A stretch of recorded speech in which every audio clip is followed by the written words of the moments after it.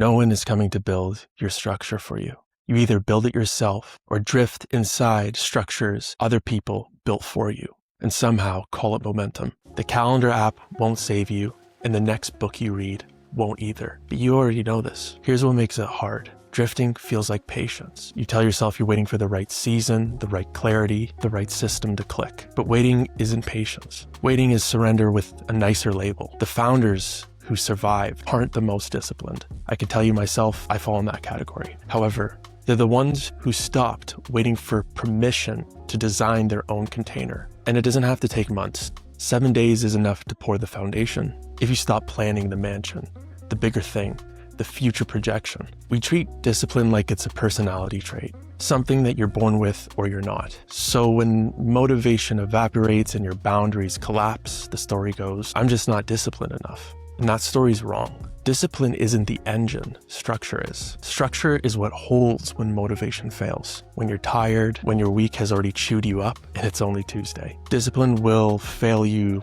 100 times. A container you built on purpose will hold. And the founders that last don't have more willpower than you. They have harder edges around their time. If it's not a yes, it's a no. And those edges weren't handed to them. They drew them. So if you're looking for some practical advice here, here's how I would do it in 7 days. 4 moves, 7 days. Each one builds on top of the other. Day 1 to 2, name your non-negotiables. 3 things, that's it. Did this in the other video, family, work, health. But these 3 things you'll defend no matter what life throws at you. For me, it's my morning block, time and connection with my family, 1 strong work period, and evenings for reconnection. When those 3 things in my life get moved, I feel it. I feel it in my bones. It does not feel good because I've set these boundaries and I broke them. So I feel it by midweek. So I stop letting them get moved. And your 3 will look completely different. But here's the test. If you let the week take it from you, does something inside go dim? And if that's the case, then it's a non-negotiable. Write it down. Don't negotiate with yourself. Don't get too meta about it. Most people skip this step. They jump straight into the tools, the timers. But tools without edges, without boundaries is just noise.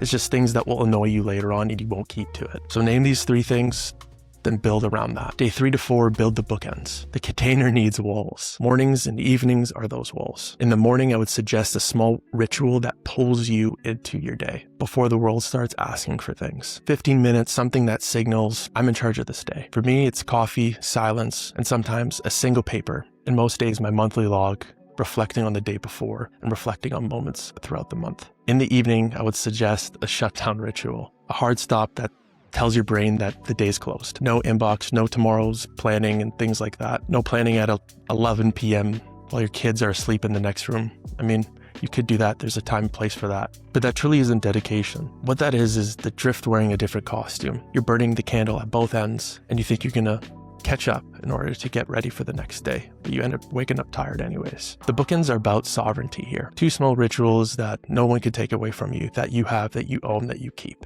Day 5 to 6, I would remove 1 decision. So as you know, I deal with a lot of automation, but automation isn't a productivity hack. And thinking about it in those terms, it will absolutely fail. It's a buffer between you and the noise. So you can do things that are creative or be with your family and not field another decision that a system could have handled. Pick 1 decision you make repeatedly and remove it. You can automate a recurring task, batch something that scatters your attention across the week, or write a simple system or SOP, delegate it to somebody else. You're not building this machine, you're really just gaining your time back by 1 simple slice at a time. On day 7, you can stress test this all. Let the week hit, something will absolutely break. Maybe an emergency meeting, maybe family time gets pushed, a sleepless night that will destroy your next morning, and your automation or your system will fail. This is good. This is data. This is not true failure. And the people who build these lasting structures aren't the ones that get it right on the first pass. They're the ones that treat breaks as information, as research, and rebuild the edge. Errors are the raw material of mastery,